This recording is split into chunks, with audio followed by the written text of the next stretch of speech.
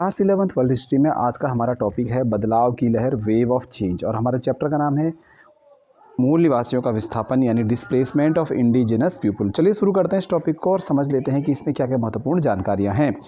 बदलाव की लहर, बदलाव की लहर का मतलब होता है कि कुछ चेंज होने वाला है। चेंज किसकी लाइफ में होने वाला है? चेंज होने वाला है ऑस्ट्रेलिया की मूल निवासियों की ज़िंदगी में। ठीक है, चलिए देखते हैं क्या हो रहा है।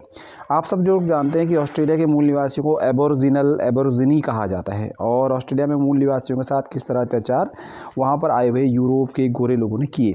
लेकिन अब समय बदला, दौर बदला और फिर बहुत सारे परिवर्तन आए। 1968 की बात है जब एक मानव शास्त्री जो मानव विज्ञान के ज्ञाता होते हैं यानी एंथ्रोपोलॉजिस्ट होते हैं, WEH स्टेनर जो थे, उन्होंने अपने लेक्चर में, अपने व्याख्यान में कुछ कहा और लोगों में बिजली की तरंग दौड़ गई। अब EH स्टेनर ने ऐसा क्या कहा 1968 में? उन्होंने एक लेक्चर दिया और उस लेक्चर का नाम था द ग्रेट ऑस्ट्रेलियन साइलेंस यानी महान ऑस्ट्रेलियाई चुप्पी। महान ऑस्ट्रेलियाई चुप्पी का मतलब है कि इतिहासकारों की मूल निवासियों के बारे में चुप्पी से था। इसका मतलब मैं आपको जनरल पहले बता दूं कि मानव शास्त्री 1968 में जो WEH स्टेनर है, उन्होंने एक लेक्चर दिया द ग्रेट ऑस्ट्रेलियन साइलेंस, महान ऑस्ट्रेलिया चुप्पी, जिसमें इसका मतलब ये है कि क्यों लंबे समय तक ऑस्ट्रेलिया में रह रहे गोरे लोगों को, उनके बच्चों को किताबों में ये पढ़ाया जाता रहा कि यूरोप के लोगों ने ऑस्ट्रेलिया की खोज की है, वो यहाँ रहने आए, उन्होंने यहाँ के लोगों को सभ्य बनाने की कोशिश करी और वही असली हकदार हैं ऑस्ट्रेलिया में रहने के। 1970 के दशक से उत्तरी अमेरिका की तरह ऑस्ट्रेलिया में भी मूल निवासियों को एक नए रूप में समझने की चाहत जग चुकी थी। यानी कि ऑस्ट्रेलिया में भी ये बोला जा रहा था कि क्यों हमने लंबे समय तक मूल निवासियों को अनदेखा किया, उनके बारे में गलत धारणाएं बनाई और लंबे समय तक उनको अनदेखा करते रहे जैसे वो इंसान ही ना हो। उन्हें मानव शास्त्रीय जिज्ञासाओं के रूप में नहीं बल्कि एक विशिष्ट संस्कृतियों वाले समुदाय के रूप में, प्रकृति और जलवायु को समझने की विशिष्ट पद्धतियों के रूप में समझना था। यानी कि अब ऑस्ट्रेलिया में भी और अमेरिका में भी मूल निवासियों को विशिष्ट संस्कृति वाला, यानी कि उनकी विशेष संस्कृति है, विशेष वो समुदाय है, वो प्रकृति और जलवायु को समझ सकते हैं, इसलिए उनको भी समझने की कोशिश की जा रही थी। इन मूल निवासियों को, ऑस्ट्रेलिया में जो लोग थे, इनके पास अपनी कथाएं, अपनी कहानियाँ थी, उनके पास अपनी चित्रकारी का ज्ञान था, हस्तशिल्प का ज्ञान था, कपड़ा वो अच्छा बुन सकते थे, बना सकते थे और कौशल भी एक से एक था। आपने देखा होगा कि जितने भी आदिवासी समुदाय दुनिया भर में होते हैं, अगर आप भारत में देखोगे तो उनके पास एक से एक कलाकारियाँ होती हैं। वो अलग से पेंटिंग बनाते हैं, हैंडीक्राफ्ट उनका अच्छा होता है, कपड़ा बनाने की कला होती है, कथाएँ, कहानियाँ, कौशल होता है आदिवासियों के पास।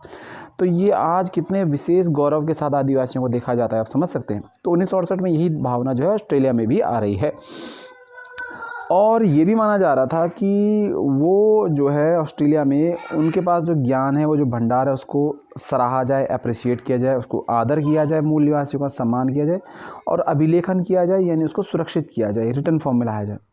इस तरह से बाद में चलकर के हेनरी रेनॉल्ड्स नाम के एक विद्वान आदमी ने अपनी बुक लिखी जिसका नाम था वाई वरंट वी टोल्ड, यानी हमें बताया क्यों नहीं किया।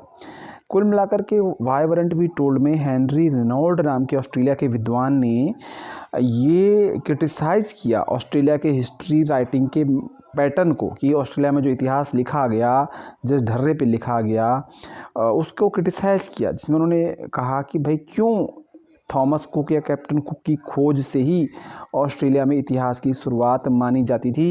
ये क्यों नहीं बताया गया कि ऑस्ट्रेलिया में थॉमस कुक, कैप्टन कुक के आने से पहले ही लोग रहते थे, उनकी एक सभ्यता थी, उनकी एक संस्कृति थी, वो यहाँ के मूल निवासी थे, हमें क्यों नहीं बताया गया।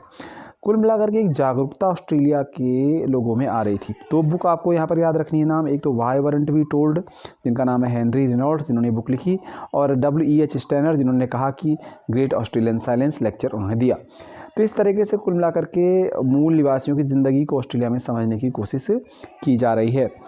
अब धीरे धीरे करके ऑस्ट्रेलिया में मूल निवासियों की संस्कृतियों का अध्ययन करने के लिए विश्वविद्यालयी विभागों की स्थापना हो गई है। अब ऑस्ट्रेलिया में यूनिवर्सिटीज़ में डिपार्टमेंट्स बन गए हैं। आप देखते हो बहुत सारे विश्वविद्यालय में हिंदी विभाग, संस्कृति विभाग आदि होते हैं। तो ऑस्ट्रेलिया के यूनिवर्सिटी में भी अब डिपार्टमेंट्स हैं जो कि वहाँ के नेटिव आदिवासियों की संस्कृति का अध्ययन करते हैं। ठीक है, कला दीर्घाएँ आर्ट गैलरीज़ में देसी कलाओं की दीर्घाएँ शामिल की गई हैं। यानी ऑस्ट्रेलिया की जो यूनिवर्सिटीज़ हैं या कोई बड़ी बड़ी जो संस्कृति की म्यूज़ियम हैं, वहाँ पर आर्ट गैलरीज़ है जहाँ पे देसी कलाएँ, नेटिव आर्ट यानी कि मूल निवासियों को जो कला है उसको दिखाया जाता है। जैसे भारत में भी 26 जनवरी को और विभिन्न माध्यम से आदिवासियों कलाओं को दिखाया जाता है।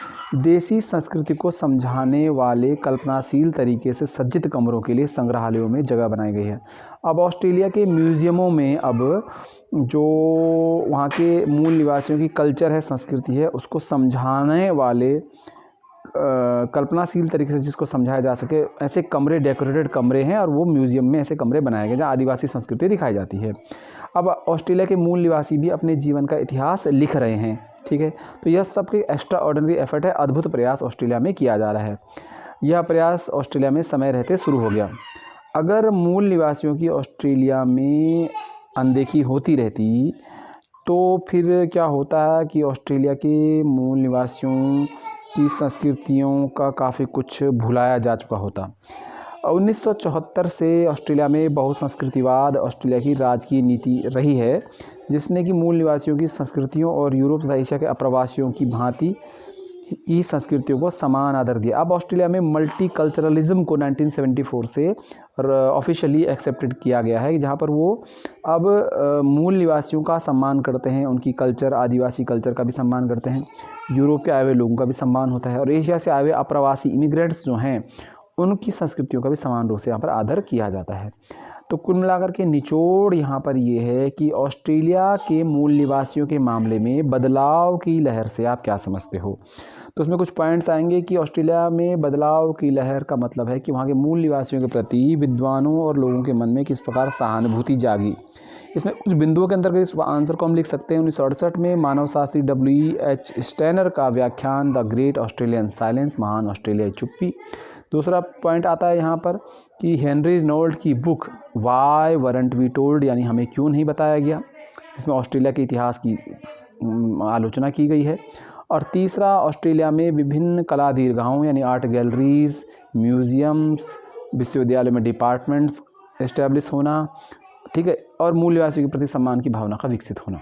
तो कुल मिलाकर के ये टॉपिक इस प्रकार से है। आपको टॉपिक कैसा लगा जरूर बताइएगा। एक क्वेश्चन दोबारा से बता दूं कि what do you understand by the great Australian silence, यानी महान ऑस्ट्रेलियाई चुप्पी से आप क्या समझते हैं। दूसरा क्वेश्चन यहाँ पर आता है कि वाई वरंट वी टोल्ड पुस्तक किसने लिखी है और उसका जो है विषय क्या है।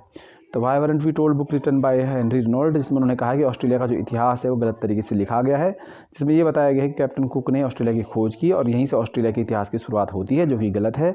ऑस्ट्रेलिया में कैप्टन कुक के आने से पहले, यूरोपियों के आने से पहले भी संस्कृति थी, सभ्यता थी और वहाँ पर मूल निवासी रहते थे।